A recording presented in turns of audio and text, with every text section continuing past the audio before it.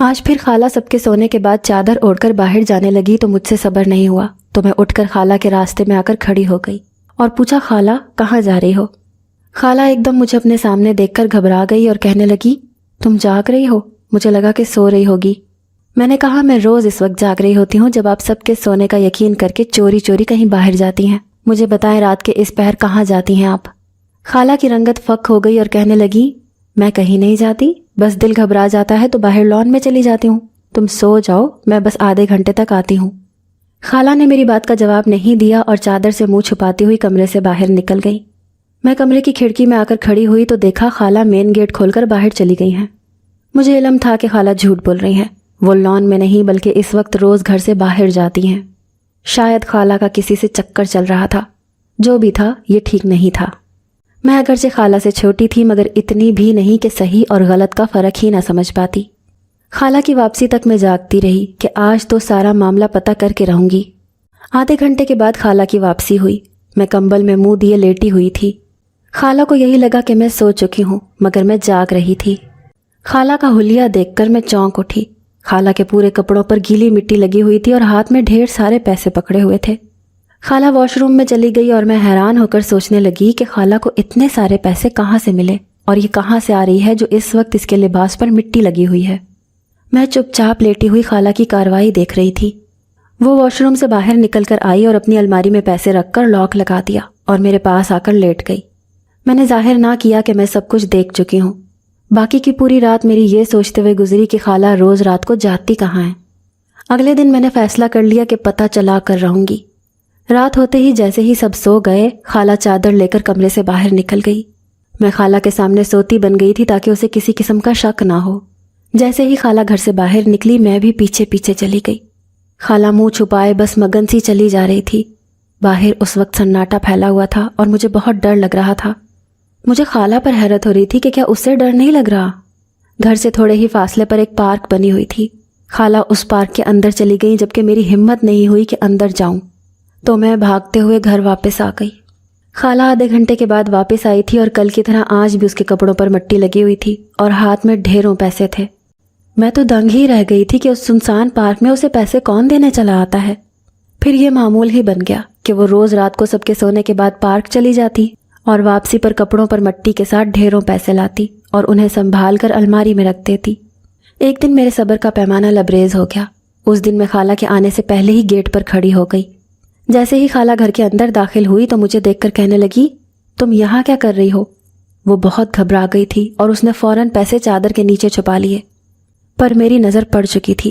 میں نے کہا، خالہ میں اچھے سے جانتی ہوں کہ تم کہاں سے آ رہی ہو، مجھے بتاؤ کہ یہ سارے پیسے کہاں سے آتے ہیں اور تم وہاں کیا کرنے جاتی ہو؟ خالہ نے مجھے ٹالنے کی بہت کوشش کی مگر میں آج فیصلہ کر چکی تھی کہ اس سے پوچھ کر ہی رہوں گی۔ میں نے کہا، خالہ اگر تم نے مجھے نہ بتایا تو میں امی کو ساری بات بتا دوں گی کہ تم روز چھپ کر کہیں جاتی ہو۔ خالہ یہ سب سن کر گھبرا گئی اور میرا ہاتھ پکڑ کر جلدی سے کمرے میں لے آئی۔ دروازہ بند کر کے مجھے 1000 روپے کا نوٹ دے کر کہنے لگی، یہ پکڑو 1000 روپے اور اپنا منہ بند رکھنا، باجی کو ہرگز پتہ نہیں چلنا چاہیے کہ میں روز رات کو کہیں باہر جاتی ہوں۔ 1000 کا نوٹ دیکھ کر میں لالچ میں آ گئی اور پیسے لے کر رکھ لیے اور چپ کر کے لیٹ گئی۔ اس وقت میں 1000 روپے لے کر بہت خوش تھی کیونکہ ابا سے مہینے بعد 500 جیب خرچ ملتا تھا اور یہاں ایک ہی دن میں 1000 روپے۔ یہ تو میرے لیے بڑا فائدہ تھا۔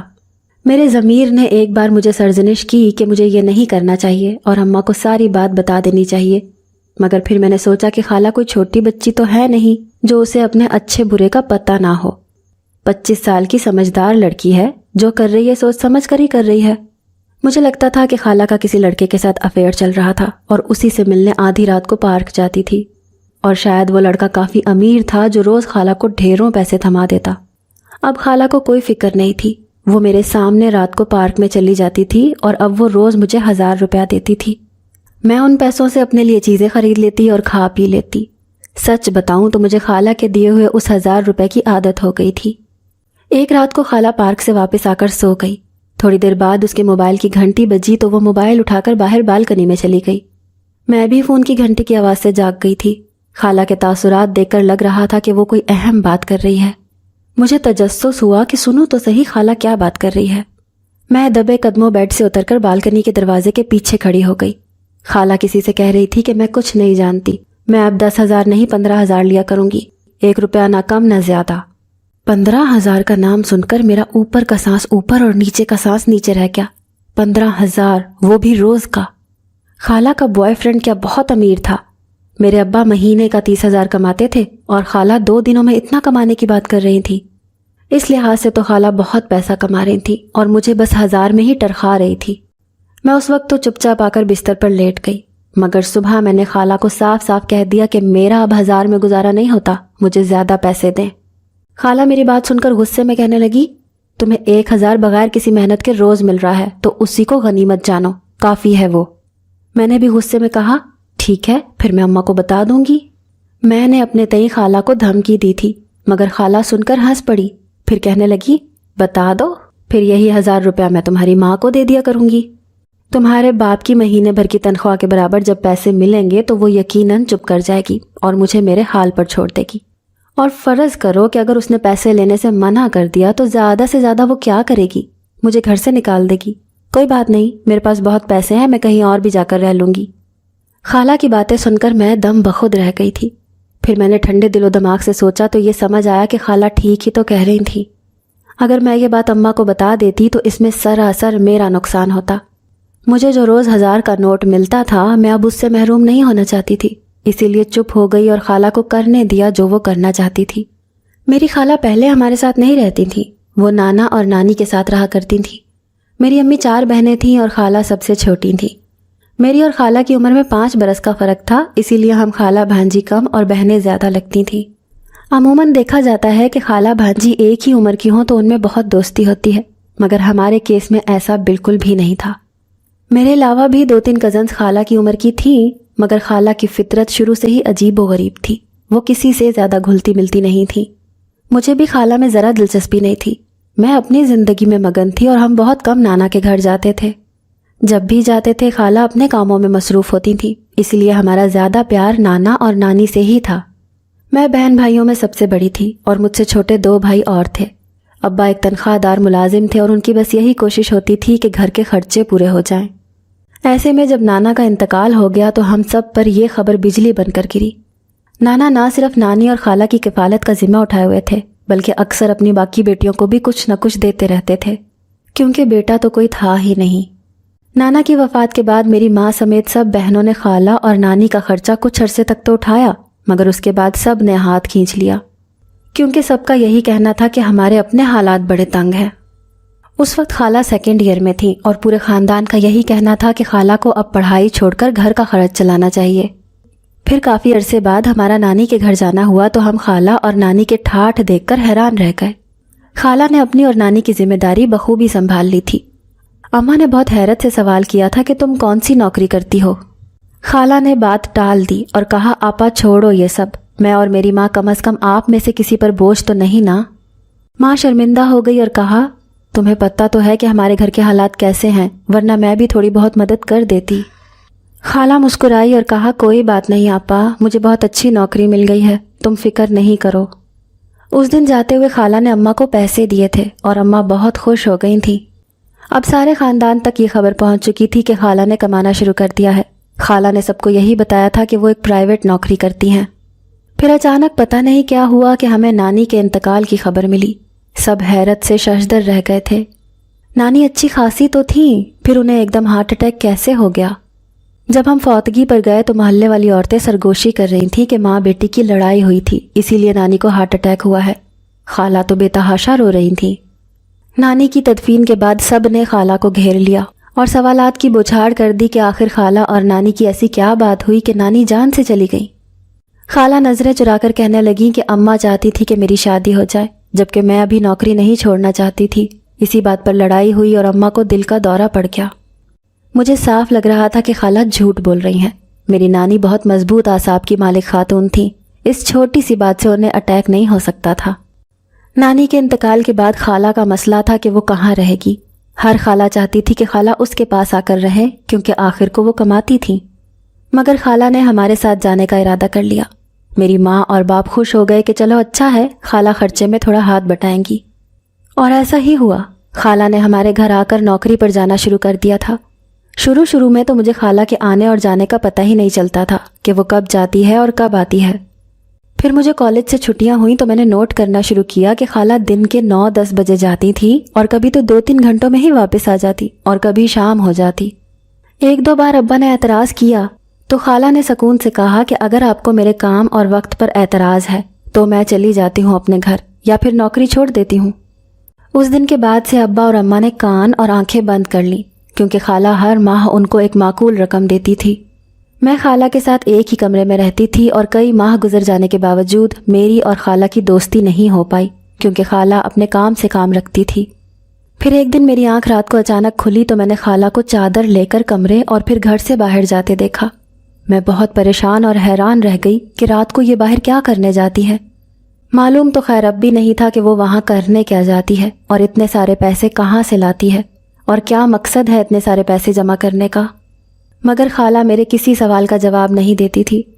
یوں لگتا تھا جیسے وہ بے حس ہو چکی ہے اور اب اسے کچھ فرق نہ پڑتا اگر میں اماں کو سب کچھ بتا بھی دیتی۔ اس لیے میں نے سوچا کہ بہتری اسی میں ہے کہ میں چپ چاپ اس کا ساتھ دیتی رہوں اور پیسے لیتی رہوں۔ اب مجھے سمجھ آ رہی تھی کہ نانی کو اٹیک کیوں ہوا تھا۔ یقیناً خالہ کی اصلیت ان کے سامنے کھل گئی ہوگی، مگر یہی سوال تھا کہ آخر خالہ کی اصلیت تھی کیا۔ میں نے کئی بار خالہ کا موبائل پکڑا کہ دیکھوں یہ کس کے نمبر پر کال کرتی ہیں، کون ہے وہ، مگر خالہ نے اپنے موبائل پر لاک لگایا ہوتا تھا۔ مجھے اماں پر حیرانی ہوتی تھی کہ مجھ پر تو بہت پابندیاں لگائی جاتی ہیں مگر اپنی بہن کو وہ کچھ نہیں کہتی۔ اس دن کالج سے جلدی چھٹی ہو گئی تو واپسی پر میں نے اپنی خالہ کو دیکھا۔ وہ ایک چمچماتی سی گاڑی میں بیٹھ رہی تھیں۔ میں خالہ کے ٹھاٹھ دیکھ کر حیران رہ گئی۔ وہ گھر سے برقعے میں نکلتی تھی اور برقعے میں ہی واپس آتی تھی۔ میں نے گھر آ کر خالہ کی الماری کی تلاشی لی مگر کچھ بھی قابل ذکر چیز میرے ہاتھ نہ لگ سکی۔ خالہ رات کو پھر سے جانے لگی تو میں نے کہا، خالہ آج تو میں تمہیں راز جانے بغیر ہرگز نہیں جانے دوں گی، بتاؤ یہ پیسے تم کہاں سے لاتی ہو۔ خالہ کہنے لگی کہ تم سنو گی تو ڈر جاؤ گی، بہتر ہے کہ اس راز پر پردہ پڑا رہنے دو۔ میں نے اصرار کرتے ہوئے کہا، نہیں مجھے جاننا ہے، مجھے بتاؤ۔ وہ کہنے لگی، تو سنو، میں نے 40 راتوں تک وہاں سنسان درخت کے نیچے بیٹھ کر عمل کیا ہے اور جناتی طاقتوں کو اپنے قبضے میں کیا ہے۔ اب 40 دن مجھے پیسے ملیں گے، میں بس اب وہاں پیسے لینے جاتی ہوں۔ خالہ کے منہ سے جنات کا ذکر سن کر میں ڈر گئی اور مزید تفصیل نہ پوچھی۔ خالہ مسکراتے ہوئے چلی گئی۔ میں نے سوچا کہ میرا اندازہ تو غلط ہو گیا۔ میں نے تو سوچا تھا کہ شاید وہ کسی لڑکے سے ملنے جاتی ہوں، مگر اب تو کچھ اور ہی پتہ چل رہا تھا۔ مجھے خیال آیا کہ شاید خالہ جھوٹ بول رہی ہوں، مگر پھر سوچا کہ آدھے گھنٹے میں کیا ہو جاتا ہے، وہ دن میں بھی تو مل سکتی ہے کسی کو۔ اس کے لیے اسے رات کا انتظار کرنے کی بھلا کیا ضرورت، اور اس کے کپڑوں پر لگی مٹی کا جانے کیا راز تھا۔ میں جتنا سوچ رہی تھی اتنا الجھتی جا رہی تھی اور سمجھ پھر بھی کچھ نہیں آ رہا تھا۔ پھر میں نے خالہ کو اس کے حال پر چھوڑ دیا کہ مجھے کیا، جو کرتی ہے وہ کرے۔ میں اپنے کاموں میں مصروف ہو گئی۔